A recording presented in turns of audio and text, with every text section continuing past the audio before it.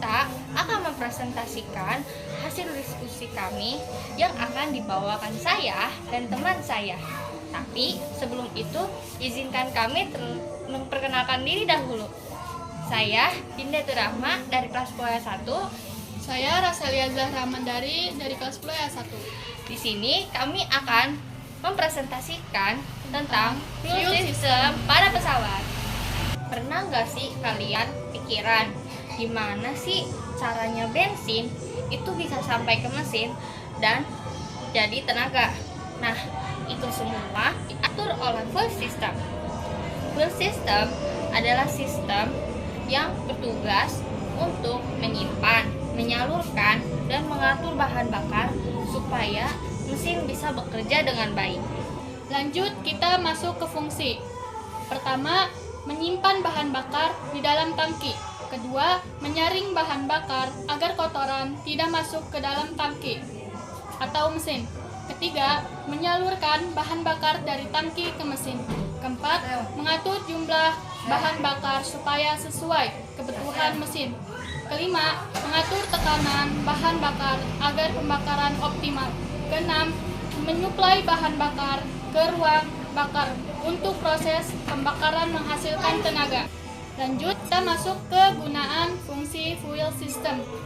Pertama, mengantarkan bahan bakar dari tangki ke mesin. Kedua, memastikan bahan bakar dalam kondisi bersih. Ketiga, mengatur jumlah bahan bakar sesuai kebutuhan mesin. Keempat, membantu proses pembakaran supaya mesin berjalan lancar. Untuk ke manfaat fuel system. Pertama, meningkatkan efisien bahan bakar. Penggunaan bahan bakar jadi lebih hemat. Kedua, menjaga performa mesin. Mesin bekerja lebih optimal dan bertenaga. Tiga, mengurangi getaran dan suara kasar. Keempat, mengurangi emisi gas buang pembakaran lebih sempurna. Kelima, mencegah kerusakan mesin karena bahan bakar sudah disaring dari kotoran. Keenam, mempermudah proses pembakaran bahan bakar dengan tekanan dan jumlah yang sesuai. Kita membahas tentang tujuan dari fuel system. Yang pertama, menyalurkan bahan bakar ke mesin menuju tangki, dari tangki menuju ruang pembakaran. Yang kedua, mengatur jumlah bahan bakar supaya sesuai dengan kebutuhan mesin, tidak terlalu banyak ataupun tidak terlalu sedikit. Yang ketiga, menjaga kebersihan bahan bakar dengan filter agar kotoran tidak masuk ke mesin. Yang keempat, menciptakan pembakaran yang efisien agar tenaga maksimal dan hemat bahan bakar. Yang kelima, mengatur kinerja mesin supaya mesin berjalan halus dan stabil. Jenis-jenis dari fuel system. Yang pertama, sistem karburator.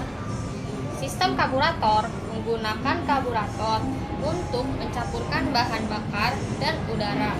Kebanyakan digunakan pada kendaraan lama. Sistemnya masih sederhana atau mekanis. Yang kedua, sistem injeksi.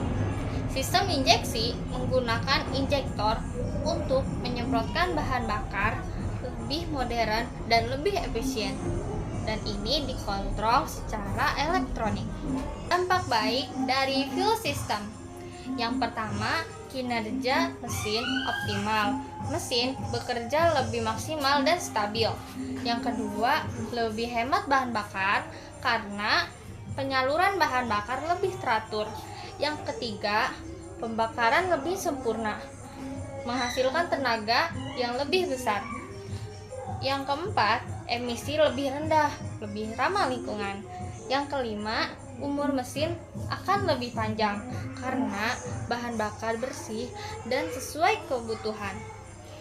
Lalu, dampak buruk dari fuel system biasanya terjadi kalau sistem bermasalah atau tidak dirawat. Yang pertama, boros bahan bakar jika penyaluran tidak tepat. Yang kedua, mesin tidak stabil atau berebut karena suplai bahan bakar terganggu. Yang ketiga, emisi gas buang meningkat, lebih mencemari lingkungan. Yang keempat, kerusakan komponen mesin karena bahan bakar kotor dan tidak sesuai. Yang kelima, mesin sulit dinyalakan jika fuel pump atau injektor bermasalah. Kesimpulan dari presentasi kali ini, kesimpulannya adalah fuel system itu sangat penting karena mengatur bahan bakar agar mesin bisa bekerja dengan optimal dan efisien, lalu lebih tahan lama juga loh.